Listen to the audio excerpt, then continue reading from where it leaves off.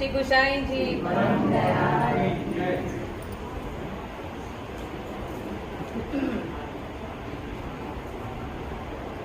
હતીત પતિતનો કર્યો ઉદ્ધાર। ગુજરાતમાં મહી કાંઠા વિસ્તારમાં મહી નદીના બંને કિનારે મોટા મોટા કોતરો અને ગાઢ જંગલ હતું। ત્યાં એક પીપળાના ઝાડની બખોલમાં હતીત પતિત નામના બે રાક્ષસ રહેતા હતા। એક વખત ચાચા હરિવંશજી અને થોડા વૈષ્ણવો ગુજરાતથી બ્રજમાં જતા હતા। તેઓ રસ્તા ભૂલ્યા, પરિણામે તેઓ આ ગાઢ વન હતીત પતિતના નિવાસ સ્થાન પાસે આવી ચડ્યા। તેમને જોઈને હતીત પતિત બંને તેમની સામે આવી ઊભા રહ્યા। તેમનું પર્વત જેવું વિકરાળ રૂપ જોઈ સાધારણ વૈષ્ણવો મનમાં ડરી ગયા।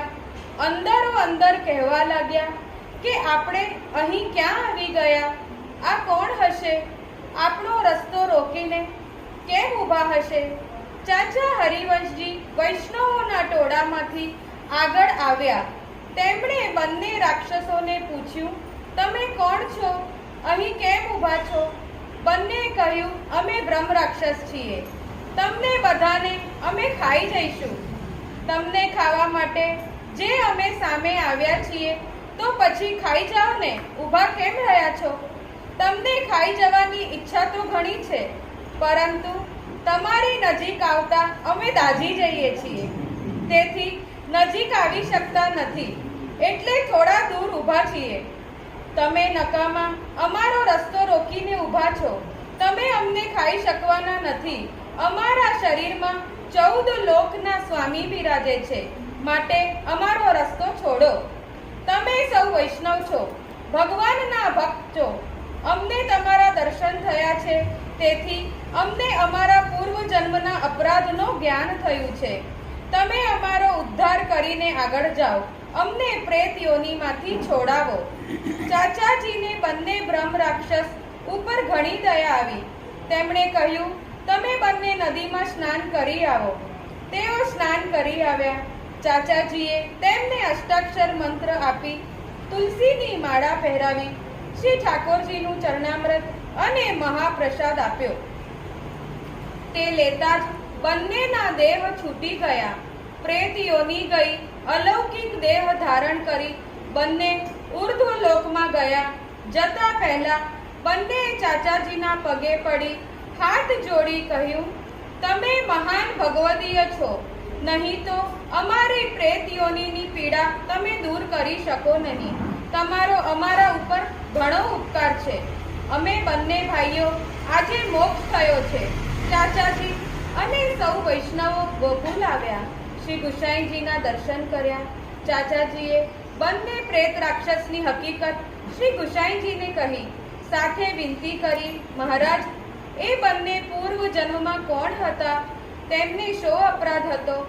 કયા પુણ્યથી તેમને અમારો સમાગમ થયો અને ઉદ્ધાર થયો? શ્રી ગુસાઈજીએ આજ્ઞા કરી, એ બંને ભાઈ પૂર્વ જન્મમાં વૈષ્ણવ હતા। ગુજરાતના શ્રીમાળી બ્રાહ્મણ વૈષ્ણવ હતા। સારી રીતે ભગવત સેવા કરતા અકિંચન હતા। તેમની પાસે દ્રવ્ય ન હતું। એક વખત બંને વ્રજમાં તીર્થયાત્રા કરવા ગયા હતા। પાછા ઘેર જતા રસ્તામાં એક વૈષ્ણવના ઘેર ગયા। તે વૈષ્ણવ ત્યારે ઘેર ન હતા, પણ તેમની સ્ત્રી ઘરે હતી। વૈષ્ણવના પત્નીએ આ બંને વૈષ્ણવ જાણી ઘરમાં ઉતાર્યા। સીધું સામગ્રી આપી રસોઈ કરવા કહ્યું। બંને ભાઈએ કૂવામાંથી જળ કાઢી સ્નાન કરી રસોઈ કરી ભોગ ધર્યો। મહાપ્રસાદ લઈ રાતે કીર્તન કર્યા। પેલા સ્ત્રીએ બંનેને ઘરની અંદર સુવડાયા। સૂવા માટે સારી વ્યવસ્થા કરી આપી। સૂતા સૂતા બંને વૈષ્ણવે વિચાર કર્યો, ઘર ધણી બહુ સુખી જણાય છે।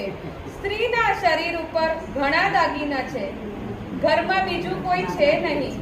આપણે તેને મારી નાખી બધા દાગીના ઉતારી લઈએ।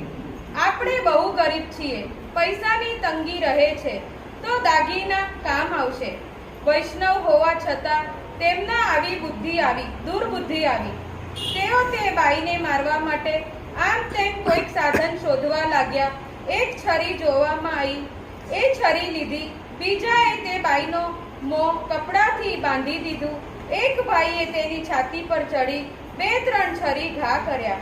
બંને તેના બધા દાગીના ઉતારી લીધા. પછી રાતોરાત ત્યાંથી ભાગી ગયા.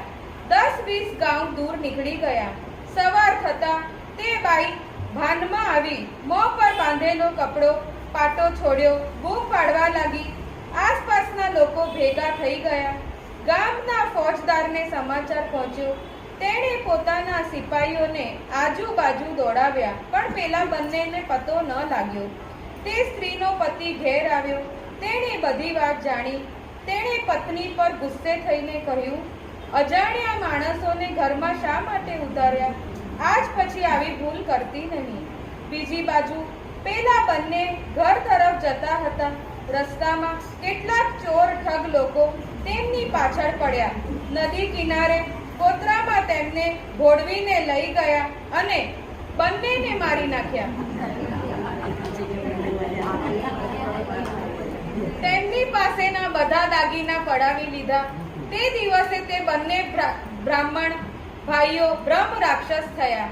આ વાત આજથી 500 વર્ષ પહેલાની છે. આ બંને વિષ્ણુ સ્વામી સંપ્રદાયના વૈષ્ણવ હતા. શ્રી ઠાકોરજીએ તેમની પર દયા કરી તેમને વૈષ્ણવોના દર્શન કરાવ્યા અને તેમનો દોષ નિવૃત્ત કર્યો. અમારો સંબંધ પરોક્ષમાં થતા તેમની સદગતિ થઈ. માટે વૈષ્ણવે વિચારીને વર્તન કરવું. વૈષ્ણવોનો અપરાધ કરવાથી આવી દુર્ગતિ થાય છે. જ્યારે વૈષ્ણવના સંગ અને દર્શનથી ભગવત પ્રાપ્તિ થાય છે. સિદ્ધાંત નવનીત. સાચા વૈષ્ણવ કોઈથી ડરતા નથી, કારણ કે તેમના હૃદયમાં કાલાત્મા શ્રી ઠાકોરજી સ્વયં વિરાજમાન હોય છે. કાલ કર્મ વૈષ્ણવથી ડરે છે. શ્રી પરમાનંદ દાસજી કહે છે કે વૈષ્ણવને કોઈનો ડર હોતો નથી. બ્રહ્માદિ દેવો પણ ભક્તોની સામે હાથ જોડી દંડવત કરે છે. વૈષ્ણવ ખૂબ દયાળુ હોય છે.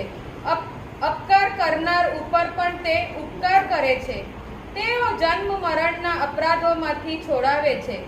ભક્ત પોતે તો તરે જ છે, પણ બીજાને એ તારે છે.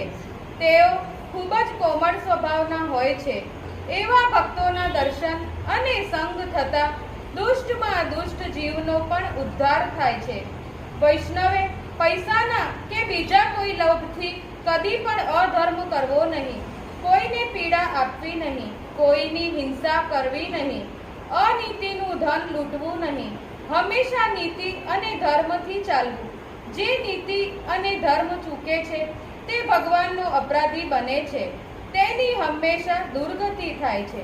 શ્રી કૃષ્ણ.